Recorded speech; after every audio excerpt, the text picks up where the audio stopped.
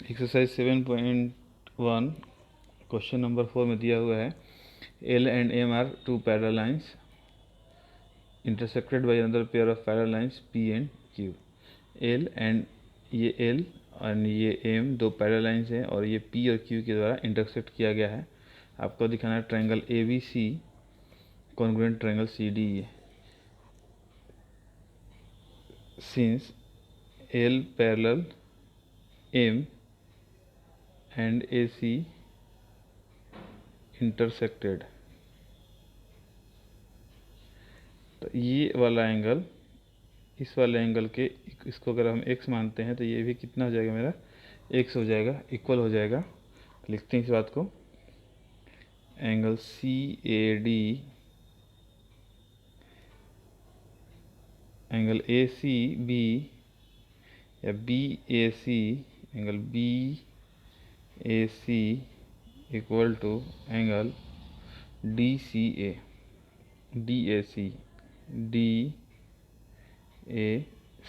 Alternate angle से। उसी तरह से ये वाला एंगल इसको अगर हम y कह दें तो ये वाला भी एंगल मेरा हो जाएगा y। ये दोनों आपस में एंगल इक्वल होगा। एंगल यहाँ BCA नॉट BAC CA और यहाँ DAC। उसी तरह से angle BAC equal to angle ACD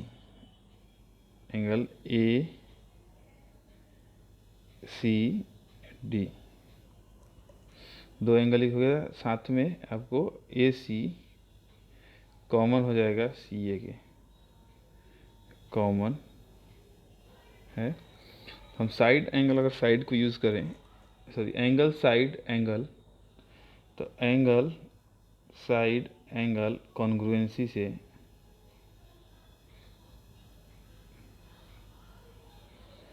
triangle ABC congruent हो जाएगा triangle CDA। Triangle ABC congruent होगा ट्रायंगल CDA।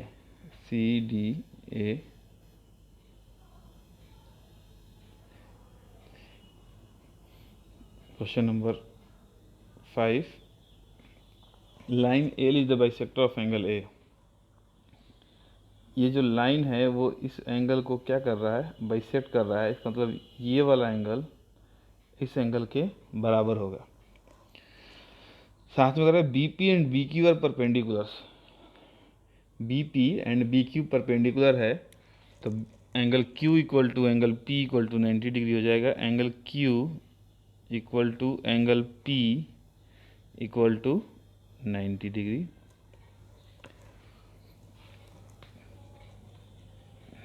साथ में दिया हुआ है एंगल BAQ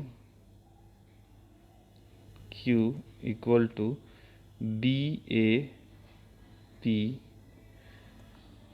गिवन है कि ये इक्वल हैं क्योंकि साइड इसको बाइसेक्ट कर रहा है।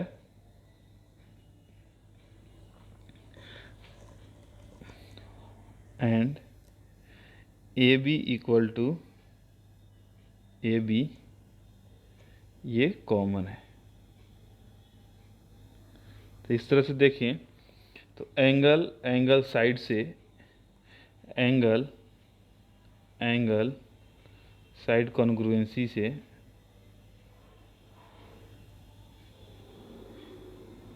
ये जो हमारे पास दो ट्रायंगल दिया है, ट्रायंगल APB और AQB कॉन्ग्रुएंट हो जाएगा। ट्रायंगल AQB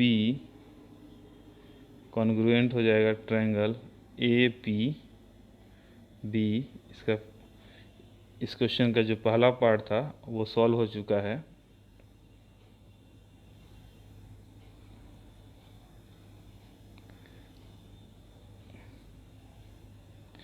इस क्वेश्चन का जो दूसरा पार्ट है BP इक्वल टू BQ या B is equation from the arms of angle A।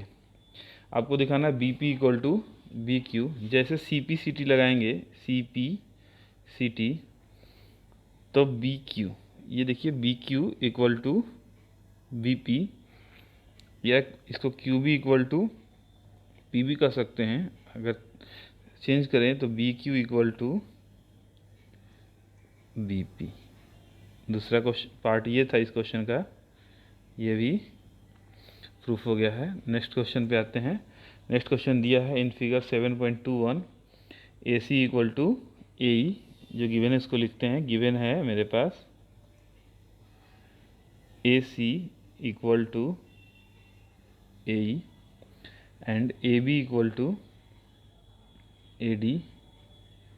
साथ में दिया है A B equal to A D angle and angle B A D equal to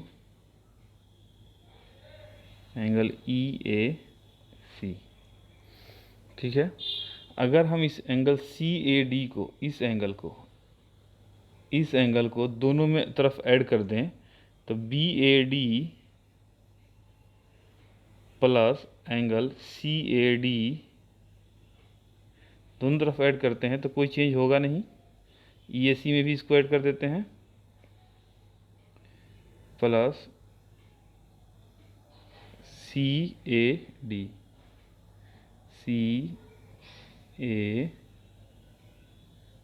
D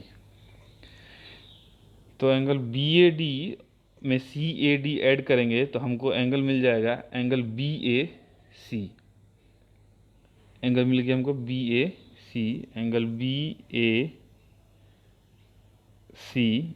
और दूसरे तरफ अगर हम ई ए सी में ऐड कर दें सी ए डी को तो एंगल मिल गया हमको E A D equal to angle E A D. अब फिर से ट्रायंगल में आते हैं। ए बी इक्वल दिया है ए डी के एंड ए सी इक्वल दिया है ए ई के। साथ में angle B A C equal है एंगल ई ए डी, तो साइड एंगल साइड कॉन्ग्रुएंसी लगाएंगे तो ट्रायंगल